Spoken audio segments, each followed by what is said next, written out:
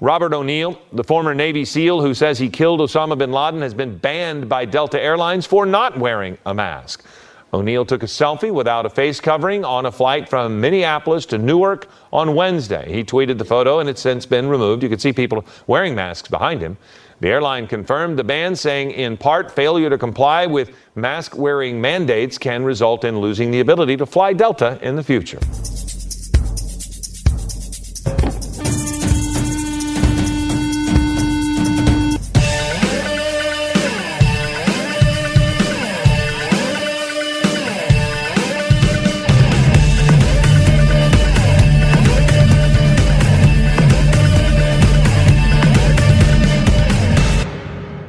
Time to talk to the guy that killed Osama bin Laden. He gave me his phone number. I don't want the phone number of Robert J. O'Neill. I hope he gave me a phone number for like a burner account or something, man. I don't want the responsibility of having his personal cell phone number. Hello, sir. Robert J. O'Neill. How are you, buddy? I am well. What's going on? Well, I'm a little nervous because you gave me a cell number to call, and I'm hoping it's for a burner account because I don't want the responsibility of having your personal cell phone number. I had yours already because your name came up. Oh, well, get rid of that. Well, lately, of course, especially if someone from Delta Airlines found it. You made the news. It's so funny. First of all, I want to say I hope you're doing well. I haven't talked to you in a bit. Yeah, it's been a while. And with 9/11 right around the corner, once again, I want to thank you for killing Osama bin Laden, man. Yeah, it was an honor. It was an honor. Just crazy how times have changed. Yeah, well, I have to say that every time I talk to you because I haven't forgotten. And last time we talked on the podcast, I said if the guy that killed Osama bin Laden should get a pass in life, no matter what. Like, you should never get speeding tickets. You should never have to wait at a restaurant. And I hate to say it because I am a mask guy, but if you decide that you don't want to wear a mask on a Delta flight, then so be it, because you were the one that took out Osama bin Laden. You know what's fucked up is I am a mask guy. Oh, you are? Yeah, totally. I actually I went before we started talking today. I walked down to the deli and I had one the whole time. Walked in, saw my buddy, and got a sandwich. And I have it on when I go outside. If there's distance in between me, I take it off because it's a pain in the ass, sort of. But every time I go inside anywhere, I have a mask on. Oh yeah, man! I was in Home Depot the other day getting a thermostat. How embarrassing! Because I'm talking to a Navy SEAL. But I was trying to figure out what thermostat to get because our AC went out or the thermostat went out. Oh, God. Miserable time for that. Oh, yeah. It's like 90 degrees. No big deal. So I was going up and down the aisles with my mask on. But just like you said, man, as soon as I knew no one was around, I lowered that thing to, get a few breaths in. Yeah. That's how I am, too. And it's like, there's a stupid, they make it political now. There's a stupid argument. Do they work? Do they not work? Yeah.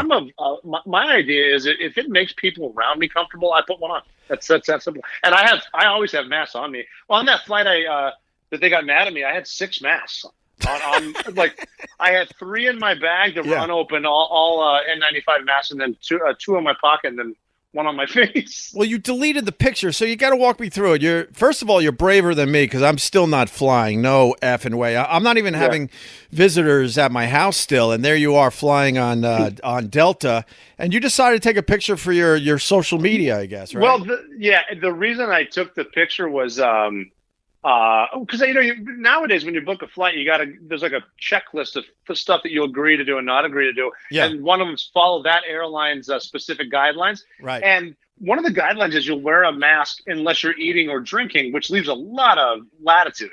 And so what was happening during this picture is they just handed out snacks and a drink, like cheese nips and a bottle of water, and they kept going handing them out. I'm like, so now I can take my mask off because I'm safe because I have food. And I just looked behind me. I'm like, this is just so funny. So I took a picture, a selfie that I didn't even really look at. I just I posted it, and it's there's a couple of things that went wrong in that picture. One of them was I posted, "I'm not a pussy," but I was just making a point that how is this working if everyone wears a mask until they serve us the Delta issued snacks? And so I thought it was funny, and then I didn't check it, and I didn't know anything had gone wrong until I'd already landed and was in my car. Well, that's when I found because they didn't say shit to me on the airline. Nobody kicked me off anything, and it's just there's a non-starter for me. Well, even if they wanted to kick you off the plane, who's brave enough to go up to the Navy SEAL that killed Osama bin Laden and said, "Sir, come with me"? Of course they went out. But look, I got to make a point about what you just said. It's brilliant, by the way. Back in the day when they started figuring out the non-smoking thing in restaurants, they're like smoking or non-smoking, and I would always go non-smoking, and they would take me to a booth. And then the booth right next to me, people are smoking. They're chain smoking. I'm like, I thought I'm in the non-smoking area. They're like, well, the smoking area starts right there. So at that point, I realized it was a complete and utter waste of time. It's like peeing in a pool, man. You pee in the pool, everyone's going to get a little of your urine, like it or not. Yes, of course. So if you're on a flight and they're like, we're responsible, you got to wear your mask until we serve food and drinks, that defeats the entire purpose. And then at that point, you should just let everyone not wear a mask when they fly. That was my point too, and even to the my point of the whole thing was, are you guys being serious about this? Yeah. But then it turned into, I'm like saying, well, how do you know that wasn't a peaceful protest about the mask policies? Because apparently we can do violent protests without masks, but we can't do a peaceful one. Well, all that stuff. And I'm not trying to make a point. The point of my whole thing was, and you know this, you make a bad joke, you're going to get busted eventually. Yeah. And I made a bad joke at wrong time, or essentially the perfect time in the perfect place, wrong time for me, wrong people sitting around me. So much could be brought into the stupid joke I made. I admit it was a stupid joke, but boy, they just turned that around into I'm an anti-masker. And even some of the reports saying I got kicked off a flight. I didn't get kicked off a flight. Yeah. I didn't even get talked. I didn't get talked to. Right. And you see videos all the time now of if you don't wear a mask, they're going to kick you off the flight for sure. Yeah. Even with, I saw a video of an entire family of 6 getting kicked off because a 2-year-old wouldn't keep the mask on. Yeah. And so that just proves that if I wasn't wearing one, they would have kicked me off.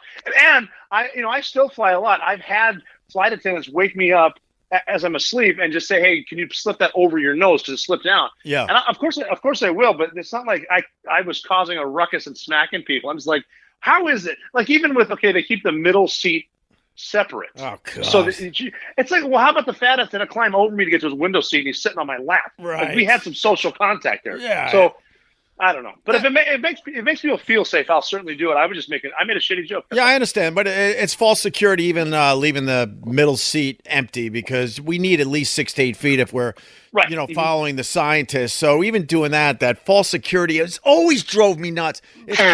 It's kind of like after 9/11 when they made us all take our shoes off and everything. And it's like, but they let people in wheelchairs and everybody else go through. It's like, well, if I was a terrorist, I would figure out how to look like I'm helpless and get through security with whatever I'm going to blow up the plane with. And then, no, that's true. And that was because of a failed shoe bombing. The shoe bomber. Oh, I remember the shoe bomber. I forget who that was. It was Zacharias Moussaoui or something like that. One of those dudes. But yeah. Yeah, but if one person does this and then we all do that. But sometimes false sense of security helps. And speaking of airplanes, it's like people always make fun of the pilots for that monotone voice. It's always calm, all this stuff. And the reason is to keep the people in the back quiet and calm. Yeah. Like if you hit major turbulence, you'll hear the pilot go, "Well, obviously we've reached some weather and blah, blah, blah. I've turned on the seatbelt sign," as opposed to screaming, "We're all going to die." But that's not going to help. So keep everyone calm. We'll be all right. Now you're going to make me think about that. And I'm going to think the pilot is just hitting buttons that are pre-recorded messages as he's in the cockpit freaking the F out. He's up there freaking out. It's like in that scene from that movie Almost Famous, when they're back there hitting turbines and all of a sudden the cockpit door flies open. Yeah. There's like papers flying everywhere. The pilots grab for oxygen masks. Like, I don't need to see that. I don't need to see that. No, what I do, I figured this out a long time ago. I'll just watch. What are we allowed to call them nowadays? You can't say stewardesses, right? Flight attendants. Flight attendants. Oh my God, we got to pump everything up. I watch the flight attendants, and so when we're going through the bumps and stuff, I look right at them, and if they don't look up from their People magazine, I know I'm good. Yeah, they do too. I do the same thing, because they're over there in their they call them those jump seats, just chilling out reading. Because they've been there and they have a lot of experience, and experience helps you with a lot of things. And I've always I've been in a lot of flights since I first started flying. When I was a kid, then to the Navy, obviously, helicopters, combat. Yeah. But I've known, especially on airplanes, that if you can see the engines or hear the engines and the wings are still attached, you're good. No matter how, like you look out and the wing's gone, it might be time to invade that drink cart. But how are you scared at all in the air at this point? Because I'm not. You told me the story of the mission to take out Osama bin Laden, and then the helicopter ride back to freedom, where you weren't sure if you guys were even going to make it. So at that point, I think these coast to coast flights for you are a joke. Oh, I enjoy the coast to coast flights. They're nice because the turbulence is below the weather generally. Once you get up to 38,000 feet, it's all calm and smooth, and you can kick back and watch episodes of The Office or whatever movies are on in-flight entertainment. I dig it. Even on the today, but even on the flight out of Bin Laden's house, like we get out of that house, we're flying out. Yeah. I'm now on borrowed time. We were supposed to be dead, so enjoy every second. Sure. And then getting crossing the border at 90 minutes and realizing now I have to pay that American Express bill because I wasn't planning on that. But that's my point. Like there should be some, everyone talks about secret societies and all that crap. And if you're not getting breaks in life, then I don't believe in any of that bullshit. I don't get a break in life, and that's I get to the opposite. It's like I'll see memes about me on the internet saying, "Oh, I'm Rob O'Neill, and I haven't told the Bin Laden story in 5 minutes," and it's almost frustrating because it's like. It's not like I go out here to tell the story, but what do you think every single person I meet every single day wants to hear? Sure. Every person. Yeah, it's got. Even some of the haters that are like, someone said that you lied about killing Bin Laden. I'm like, I wish I didn't at this point. Yeah. I don't. It is good, and face to face. People have been really, really good to me. It's great to run into people in airports. Great to run into people whenever we can get to a restaurant or whatever. Get a free beer here and there. Yeah. It's just my problem is I get entertainment out of reading the comments on Twitter and stuff like that, and that's where I need to stop because that's where those are the most vile people in the world. Okay, so a few things. First of all, there's no deep state if Robert O'Neill has to pay his visa bill. I want to make that clear. And secondly, and more importantly. You have actually helped me because we became friends, after you did the podcast and stuff. Mm-hmm. And when I'm getting killed on Twitter, every once in a while I'll dip into your Twitter and go, God, if the guy that killed Osama bin Laden gets this much hate, then you realize that it's a universal problem with mentally ill people that need to take out their hate on social media because you should not be getting any hate whatsoever. Well, and you know what it is too is a lot of people who they don't think of people who are kind of in not celebrity, I say, but people that are well known. Yeah, they don't think of us as real people. Yeah, it's more of something I can yell. Like, even today, I was doing an interview, and it was about with the Republican National Convention. Melania Trump spoke, and then Bette Midler went on Twitter and said, "My God, she can't even speak English yet." And so I was getting asked about that, and everyone's trashing Bette Midler. And I said, "Look, I'll be honest. I've been a fan of Bette Midler since I was a child. Yeah, Wind Beneath My Wings. I'm just assuming she had 6, 7, I hope 8 glasses of red wine, and she's saying some shit. That's it. Yeah, so, whatever. And it's just funny because people are bashing her, and part of me is thinking, you don't even know Bette Midler. Why could you say that? Well, yeah, but what happened to the Wind Beneath My Wings? I mean, shouldn't she, take the high road on this stuff if you have a show like that? Like I said, there's a big difference between noon and 9 when you've had that many glasses of wine. Right. I'm more of a moderate. I'm more of a centrist, but I do have to say that I thought Melania Trump the other night did a very good job. Well, yeah. I consider myself more of a moderate than anything too, which is and she has an accent because she speaks 5 languages. Yeah. There's fluently. Yeah. That's why it doesn't sound like ours. And Bette Midler speaks 1 really well. That's it. Her speech is awesome. And Imagine being Melania, being a supermodel, and then marrying a billionaire, and then all of a sudden, oh, great, I'm on the Republican side as the first lady. I did not sign up for this. Oh, the ugliness of Americans. We all come across a minority that speaks broken English, and you look at them, and you almost look down at them, and you just made the point eloquently. It's like, no, you idiot, it's their second language. What's your second language? Yeah, well, that's what we used to say in the Navy when we travel. We go to so many different countries and say, what do you call someone who speaks 3 languages? Trilingual. Someone who speaks 2 languages? Bilingual. Yeah. Someone who speaks 1 language? American. It's so true. And we have an attitude about it. Oh, yeah. It's like, why don't you speak? Hey, like, you go over to, like, France and you're pissed because the waiter doesn't understand your English. It's like, why don't you speak some of his French? Yeah. How's your summer going, man? And how are you getting through this coronavirus? Are you scared? Where you at, man? At first, I was like everybody, really cautious. And what are we getting into? And the first few times I was actually in Tennessee, kind of in the sticks, and I didn't want to leave and go to like Kroger, the grocery store, because I don't know how contagious this is. I don't know how people react. And everyone was really, the thing was to do because we could get outside, not like in the city. And so you'd walk around the neighborhoods and, everyone's waving, everyone's very friendly. And like anything in life, as the more you sort of get used to the social distancing and being cautious, it got better and better. I was lucky because I could go outside, I could work out, big lawn out there and stuff like that. And I was lucky because I was with my wife, and we both used to travel for work quite a bit. And we got to know each other really well, and we really got along. I had a buddy, we could still golf down there in Tennessee, and I had a buddy say, yeah, my wife and I have spent a lot of time together, and I don't think I like her. Well, did you see the article? So when quarantine started and we all were stuck in our houses, yeah, you find out if you actually like your spouse or not, because when we have a normal life, we're so busy, you barely see each other a lot of times, right? So what's happening with people staying in their homes as long as we have, spouses are going into closets to call their divorce lawyers. There was an article that came out a few months ago. Oh, that's tragic. Could you imagine?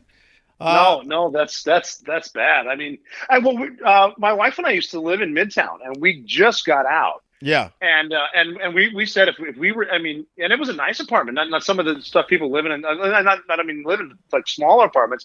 She's like, can you imagine if we were in that New York apartment for 4 straight months together? And I was like, you would have murdered me by now. Yeah. You would have killed me, or I'd be living with the guy that owns a liquor store. Right. We're fortunate because we got another place that we were able to go to, thank God, because New York City, it's a little scary. But you haven't been there in a while, huh?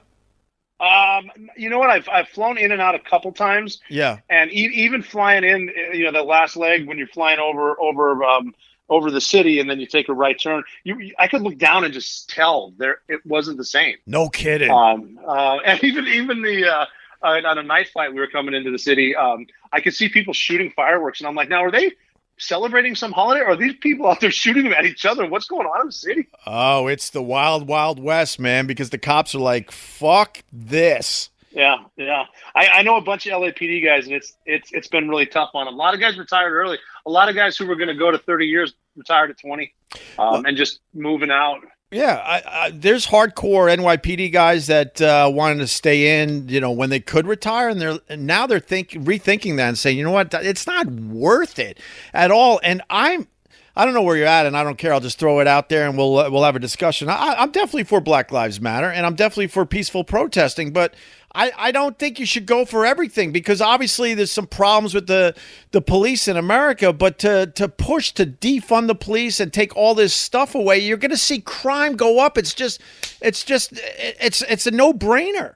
And then the more that they go against it, the defund the police, the more police, and the majority of police are good police, and they've got a really tough, stressful job. But then they become targets. Yeah.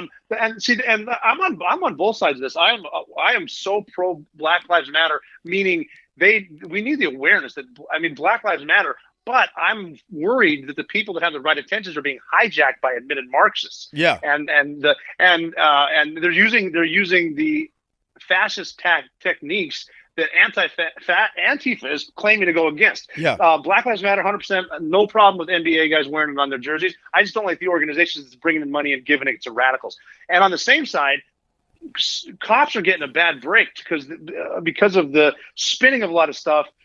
They're taking away a lot of the tools that good cops have. Yeah. Anything can be spun from either side of it, but some of the best non-violent tactics you can use to subdue someone are like blue belts level jujitsu moves, and that would be knee on stomach or choking someone not out or even out. They're going to walk away from it, but you take away putting certain pressure points on people, and now you just, instead of going to a wrestling match, you go to a taser to a gun. Yeah, you're really shortening that, and that's bad. And then, of course, just like in the a lot of things I've seen in special forces, some bad guys are just drawn to that. Of course. There are bad dudes in there that are cops and they're waiting for a reason. Of course. And it's just so much more complex than the way the media does it for ratings. It's very frustrating. And there are great people on both sides. Yeah, there's opportunities out there, and there's also a lot of bad guys, let's just call them bad guys, that they study this shit. So when the NYPD has new rules on how a police officer could handle an arrest or whatnot, or patrol a neighborhood, these guys know all the new stuff. Like they took away the plain clothes thing in NYC. That's crazy. It's crazy. It's craziness. You're a bad guy. And now you know that unless they're in uniform, there's no cops around. That's lunacy. And it goes back to your point. And this is why I like talking to you, because you do come across as a moderate. I feel like you're more of a Republican, but you're reasonable. But that's true.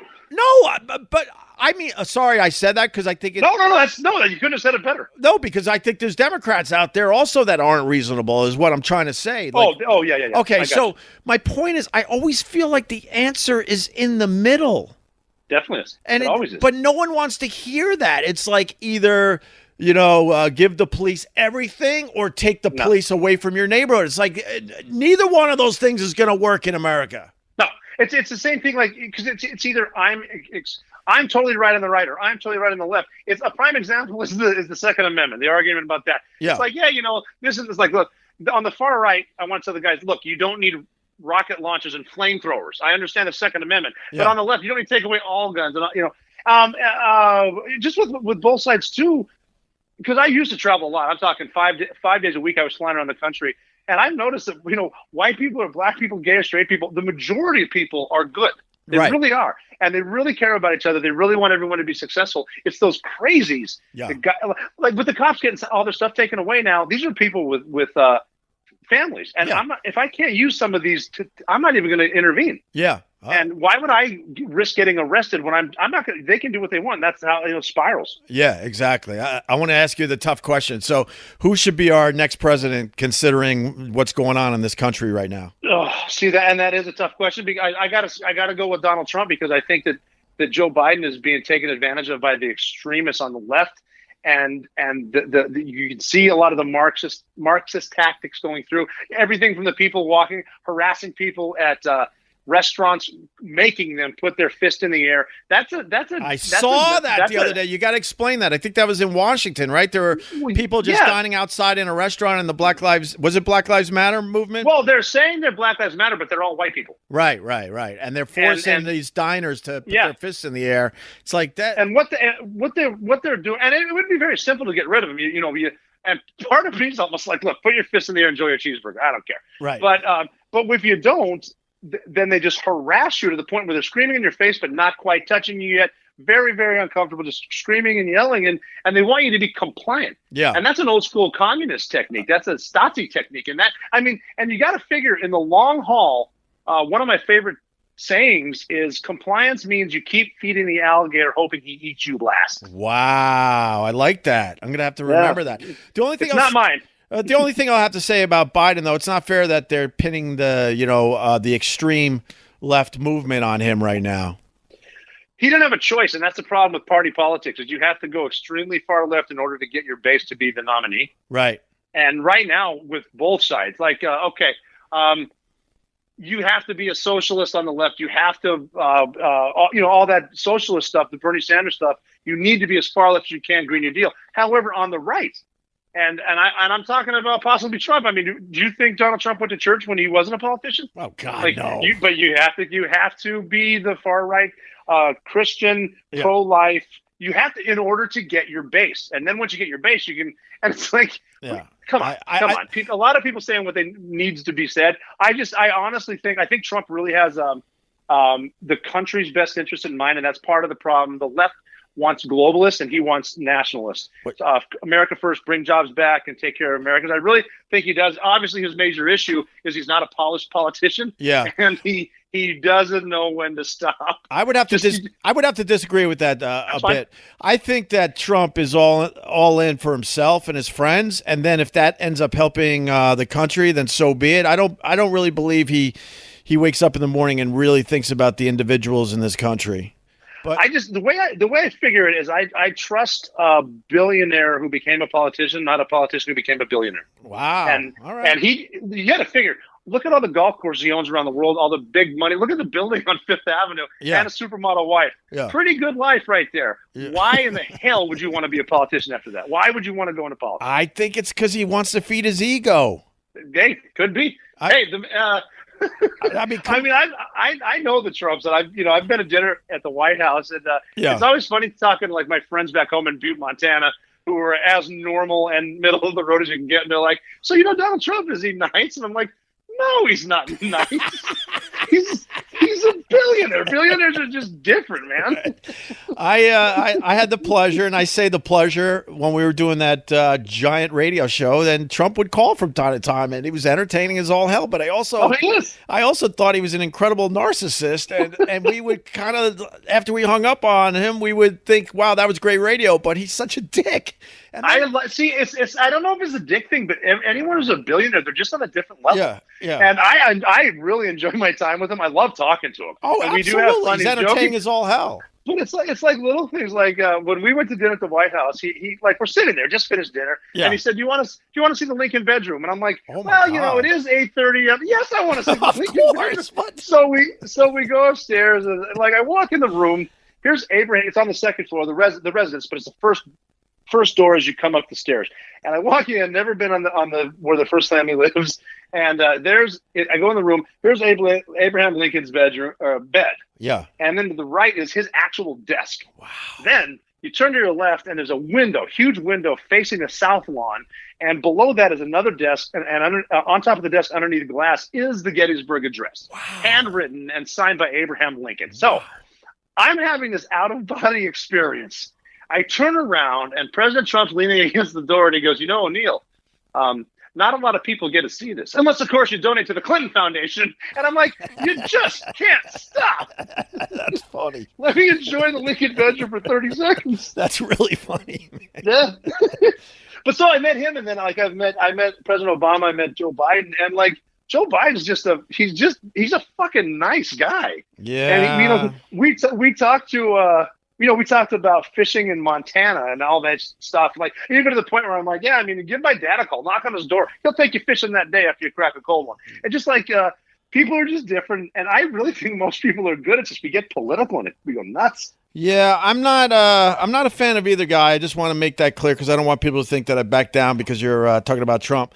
I know. I feel like Biden, he's a career politician, and then where has that gotten us over the years too? So, I'm not excited about either guy becoming the president. I got to be honest with you. But with the Lincoln bedroom, was there anything else in there? You gotta give me more details. Well, I mean, it's just like walking in a normal, even a smaller sized door because it's such an old building. Yeah. But the bed was a little bit long. It was it wasn't quite probably about the size of a queen, but a little longer. That's actually the son where the bed where his son, Abe Lincoln's son, died. Wow. And the desk was just a big, nice, dark desk. And I was thinking that's the thing where Abe Lincoln would, even before you could write a nasty email and hit delete, he used to write letters to people yelling at him, and then you put them in a drawer in that desk and never send them. Yeah. He just has them to get the emotion out without reacting to someone. Right. And then, walking over to the view, the south lawn is obviously where the huge pillars are, and I didn't notice the Gettysburg Address because I'm too enamored with the view. Then I looked down, there's a Gettysburg Address,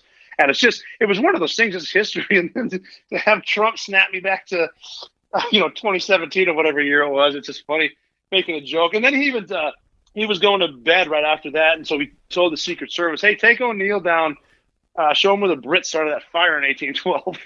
And so we walked downstairs, and it's below the kitchen or something, probably where they still keep the servants or whatever. Yeah. And there's just these walls with these burn marks, and that's where the British in 1812 started burn the White House down. It's just cool. They renovated the entire White House. I believe so. I forgot what year. To finish up with Lincoln, do you know the connection between the Booth's family and the Lincolns, besides the obvious one where John Wilkes Booth assassinated Abraham Lincoln? I know there is one, and I've studied up on it, but it doesn't come to mind. I might have my facts off a little bit, but now you fast forward a bunch of years, and one of Lincoln's sons, I believe, was on a train platform and fell onto the tracks. And who saved them but John Wilkes Booth's son, I believe. Yeah, it's something like that. How I got to look it up. weird I don't is want that? to. Yeah. Oh, yeah. Small world. Right? It's a small world too. Yeah. Now, did Trump take you down to the basement to look at the aliens? There are no aliens in the White House.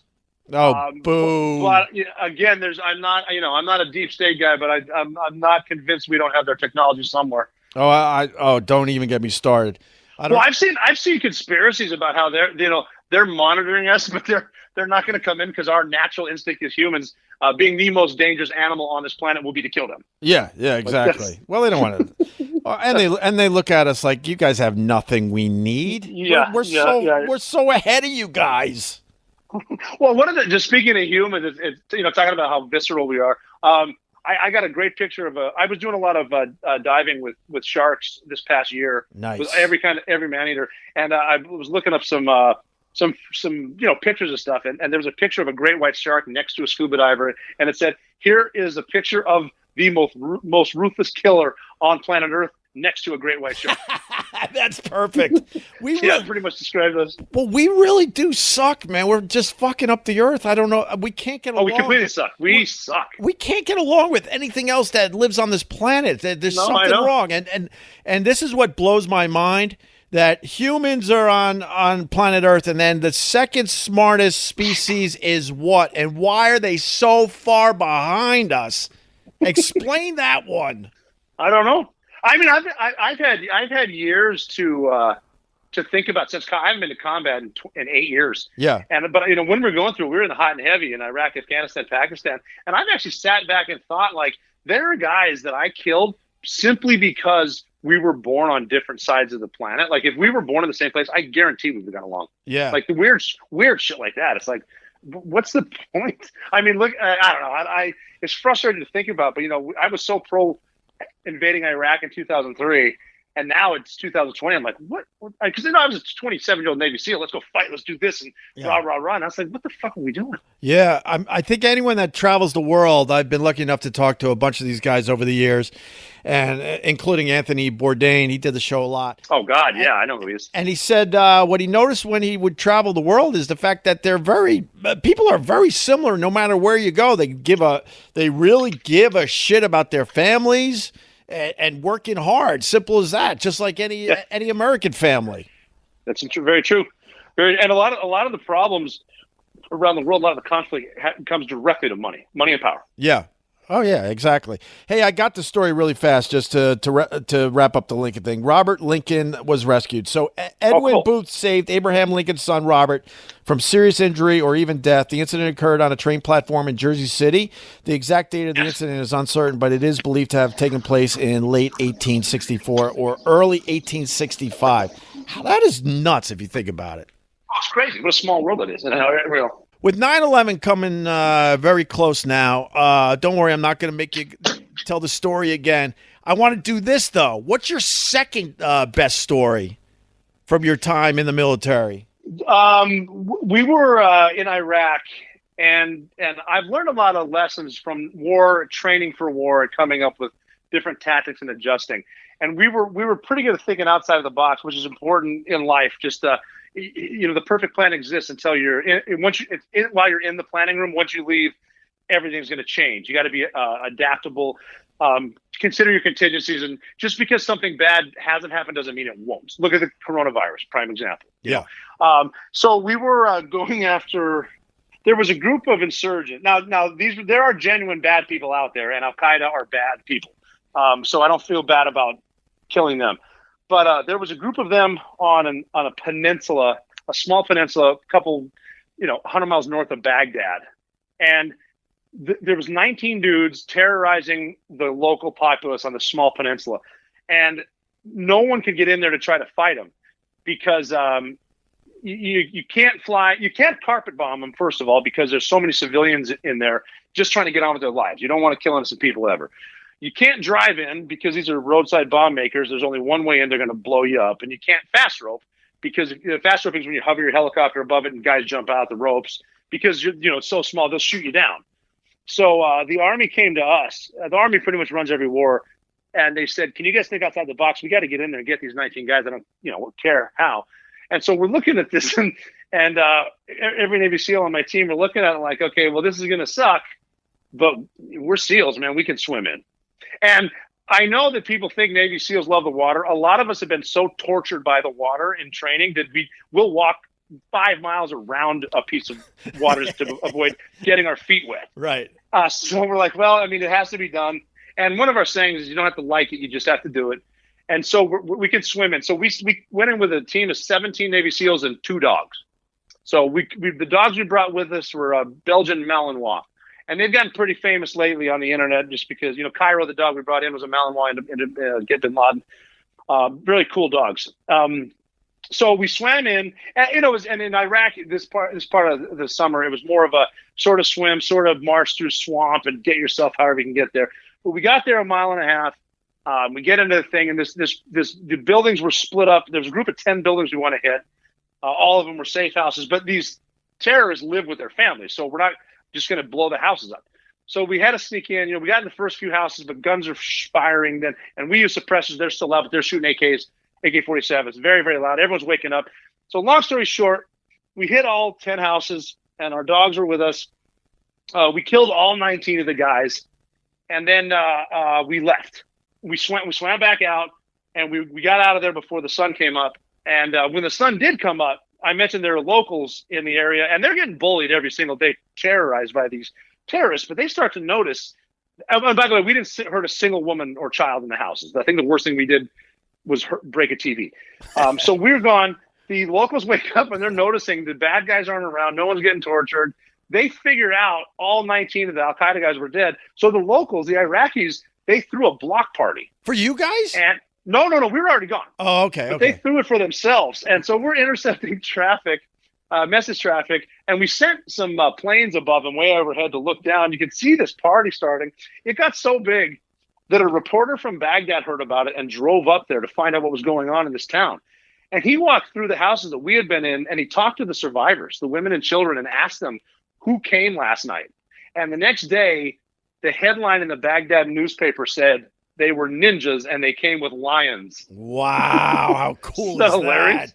that? I know. I wish I would have got one of those. That's amazing, man. God, you've seen a lot. As you're telling that story and you're talking about swimming, I can't even imagine. Aren't you scared when you guys are swimming at night in unknown waters? Like, you don't know what the fuck is in there. No, but you get I mean, it's always in the back of your mind because, I mean, even in a place in Iraq, you're like, what if there are crocodiles? Oh, my God. Yeah.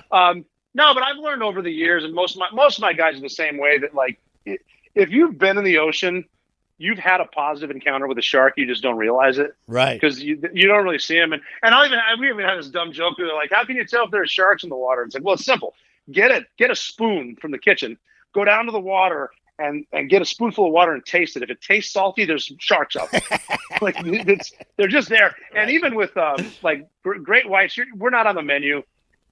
They don't want to. I mean, there have been attacks, but usually if someone gets attacked, it's because they screw up. Yeah. And what I mean is what they screw up is, like, if you're in really murky water at a certain time, the shark can't reach out and touch you. Right.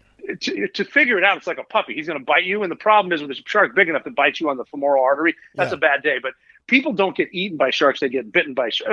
Don't get me wrong. Bull sharks are very, very angry, and, like, great whites are polite. Bull sharks hold a grudge, so don't go in water with bull sharks. No, I understand all that. I studied sharks my entire life because I grew up near the ocean more or less my whole life.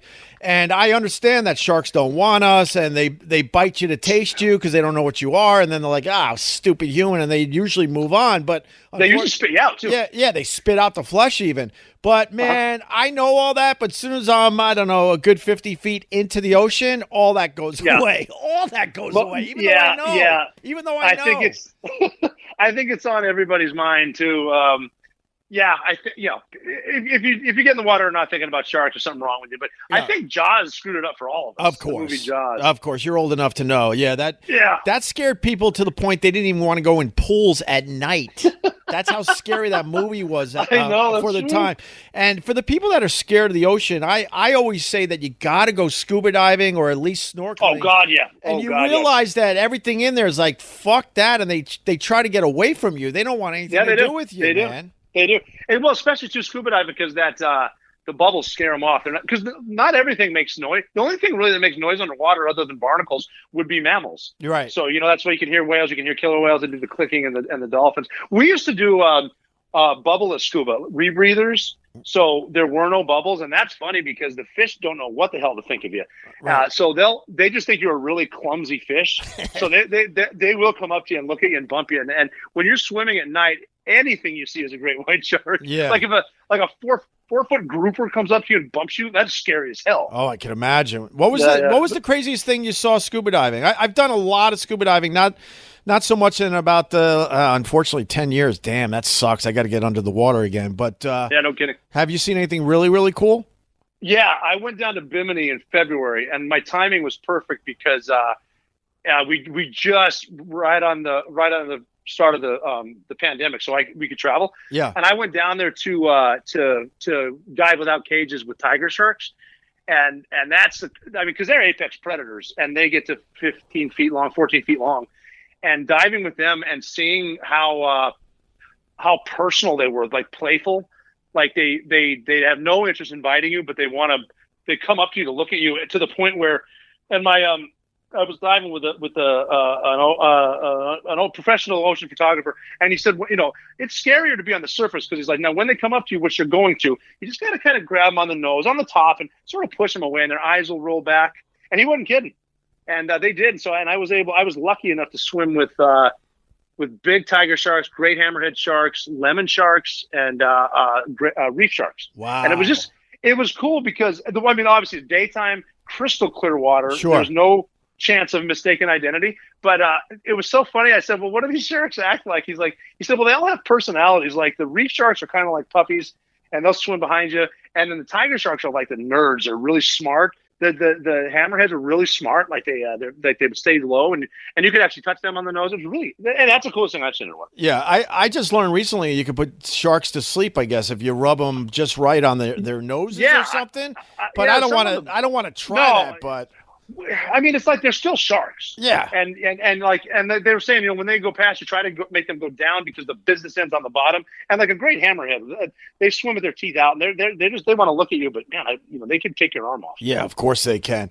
How's the family? How's your girl? Everything good? Yeah, we just celebrated our 3rd anniversary, Jessica and I, so we're excited about that. Awesome.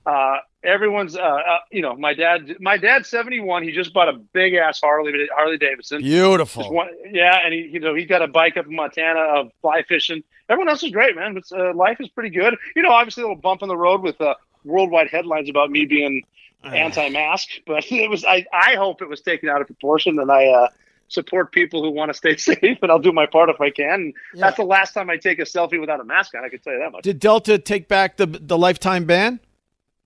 It's not. We reduced it to a ban until we don't have to wear masks anymore. So we'll see how that goes. And that what sucks is the next day I had a flight JFK to LAX that would have put me in the Million Miler Club. And as a narcissist, I was totally looking forward to being that. But they canceled it on me. They said, your flight tomorrow's canceled. And that's how I found out they were pissed at me.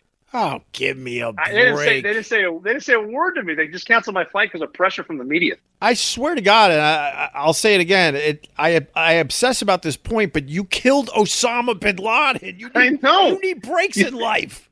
I know. I should at least get a discount.